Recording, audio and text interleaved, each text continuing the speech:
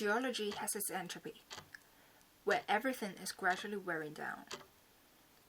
The irreversible process will be in a sense metamorphosized. It may be that human beings are just different from dinosaurs rather than better. In other words, there just might be a different situation. Robert Smithson, 1971.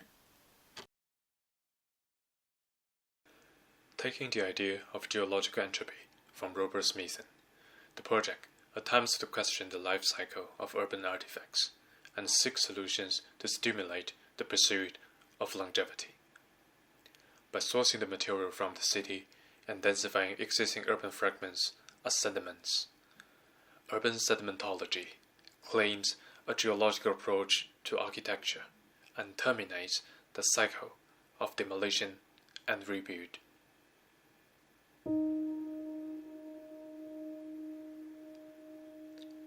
Imagine yourself in London 100 years from now. How is the urban artifacts we leave behind? The human activities of excavation and construction are exceeding the natural process of erosion and sedimentation as a significant part of the geological entropy. Where a piece of stone takes hundreds of millions of years to form under compression heat, its lifespan as a building material is relatively short. After great excavations to the source material, in the end, we produce a huge amount of construction and demolition waste, which is partly to be transported to the landfill. In 2015, London's population just surpassed its pre-war peak, but an increasing amount of construction is undertaken to meet its changing needs. The building industry contributes 40% of UK's total carbon footprint and more than half of the waste stream in England. There is a continuous cycle of demolition and rebuild. Throughout the history of London, extensive infrastructure has been developed to make way for its urban expansion. To build up our world, substantial natural territories have been occupied, where the geological material is excavated, transformed, and abandoned. While we try to reshape the world to meet our demand, the overall entropy of the earth is accelerated. But how can we build our city towards entropy? The recognition of geological time often comes side by side with an unearthing of geological material.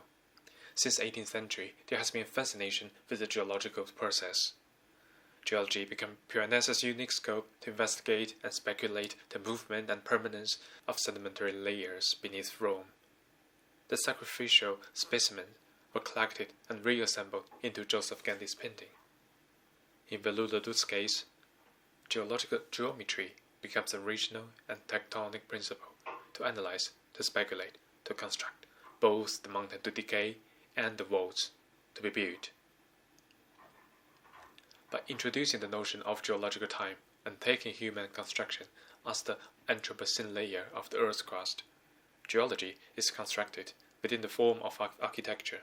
Being aware of geological time, architecture should be built as geology. How can we terminate demolition? The mayor has set ambitious aim for London to be a zero-carbon city by 2030. But we can only achieve this by thinking even further. The project introduced an embodied carbon emission restriction on a land basis. While the carbon emission of a high-density carbon-intensive tower may use up most of the allowance per square meter on site, a long-lived structure with a relatively low density can leave more carbon allowance for future development, which benefit the land value. If we legislate the carbon molecule in Parliamentary Act, reflection on longevity will be stimulated from the molecule scale to the city scale, leading evolutionary changes in building regulation, planning permission, and spatial development strategy for Greater London. We have to source material without excavation and build for longevity. Reclaiming building material and long-life material will be favored to absorb carbon emission and reduce influence on carbon allowance. We have to construct without demolition.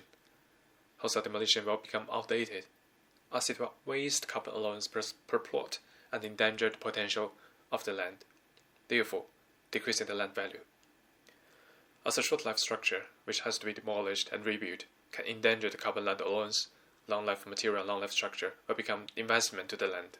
The building then become an infrastructure that can be incremental grow to meet our need.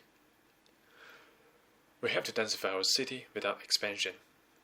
As a carbon land allowance is only designated within the existing urban footprint, urban sprawl will be restricted. Redundant material from the suburbs will be reused to densify the center of the city. Space between and above existing structures will be occupied if necessary. Within the square mile, the current site of Museum of London is investigated. The current building, with its iconic post-war concrete structure and raised pathways, its relationship to the London Wall and the collision with its existing ironmongers' hall, composes an architecture of layering. However, the scrap proposal of the Center for Music by the Legislate video repeated their ignorance of demolition and rebuild. While the demolition and rebuild proposal used up almost 45,000 tons of embodied carbon, meeting the same demand by reusing and adapting the existing structure can reduce 3/4 of carbon emission. Can we imagine a city built up as a bricolage of the demolition waste we have produced? A brick structure in London represents the sedimentary material beneath the city. Can we construct a new structure with contemporary sedimentation? Can we take our city as the quarry of the source material? Nothing which has once been formed can perish, that everything is somehow preserved, and that in suitable circumstances it can once more be brought to light.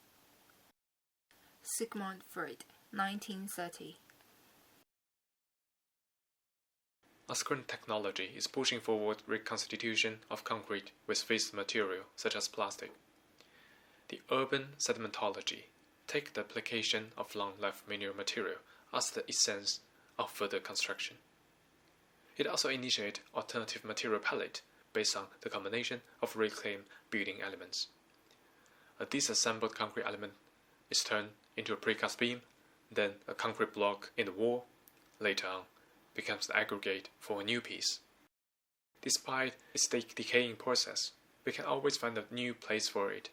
Fragments, components, and aggregates within the city should be re-evaluated and reused, complementing the palette for urban bricolage, with their transformative form throughout their life cycle into considerations. The concept of taking architecture as geological layers can be found in our cities historically. The sedimentary layer of Tabularium in Rome, the sedimentary structure transferring the Alps amphitheater into a village, to the insertion of a Catholic church in Cordoba Mosque. The existing structure have become new grounds for the future. The idea of using waste to adapt buildings and the process of adaptation and densification already happens, but the simple fact of now demolition will alter the way the city evolves. As a palimpsest of historical layers, the city can be always densified without wiping out the existing. In the sedimentary city, architecture is inserted as a creation in the interior, on the rooftop, to the side of existing structures, adapting them to the ever-changing demand of human life, taking them to longevity. Throughout the time, the ground level becomes increasingly dense with the strengthening of the buildings. Layers and layers of accretions accumulated on topography of existing structure, new ground is established on the top of the sediments. The existing urban artifacts which survive the fire, the war, and the ongoing demolition should be maintained and reused. The new structures facilitate and complement the existing as sedimentary layers. The greatest product of architecture are less the works of individuals than of society, rather the offspring of a nation's effort, than the inspired flesh of a man of genius. The deposit left by a whole people, the heaps accumulated by centuries, the residue of successive evaporations of human society. In a word, species of formations. Each wave of time contributes its alluvium. Each race deposits layer on the monument. Each individual brings his stone. Victor Hugo, 1482.